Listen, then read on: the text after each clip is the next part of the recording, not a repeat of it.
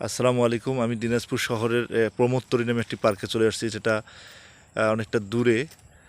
আমি অনেক কষ্ট করে খুঁজে বের করতে পারছি, কারণ এখানে গুগল যে লোকেশন দেখিয়েছিল, আমি এটা খুঁজে বের করতে অনেকটা কষ্টসাধ্য হয়েছে আমার জন্য।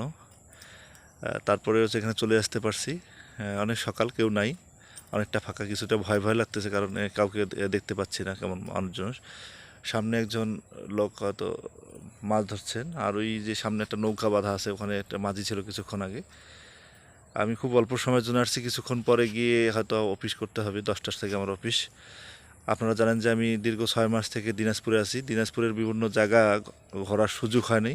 আসার পরে দুই একটা জায়গা হয়তো ঘুরতে পারছি, সেটা খুব অল্প সময়ের জন্য, সেটা ভিডিও করার হয়তো ইচ্ছা হয়নি। কিন্তু আজকে এসে ফাঁকা জায়গায় আসলে কথা বলছি এবং সঙ্গে সঙ্গে ভিডিও করার চেষ্টা করছি। সুন্দর একটা প্রাকৃতিক পরিবেশ এখানে।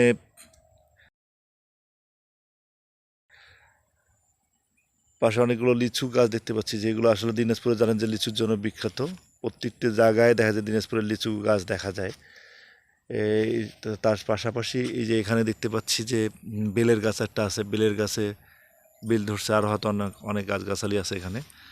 এখানে একটা ওয়াশরুমেরও ব্যবস্থা আছে মনে হয়, এখানে কোনো হয়তো ইয়ে আছে, কারণ যেহেতু সকালবেলা কেউ আসেনি এখানে, হয়তো কোনো রেস্টুরেন্ট অথবা হয়তো শপ, কফি শপ হয়তো আছে।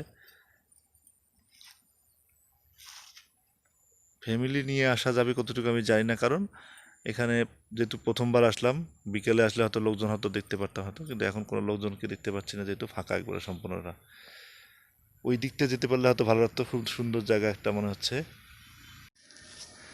এখানে একটা সুইমিং পুলের মতো দেখতে পাচ্ছি, আসলে আমি জানি না এটা সুইমিং পুল কি না। ধারণা করছি যে এটা সুইমিং পুল হয়তো।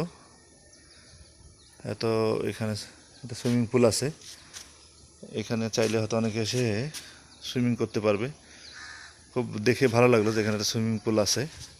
জানি না পানিটা কতটুকু, মানে ফিল্টারিং করার অপশন আছে, তবে চাইলে হয়তো এখানে সুইমিং করতে পারবে অনেকেই। সবাই ভালো থাকবেন। আজকের মতো বিদায় নিচ্ছি। আল্লাহ হাফেজ।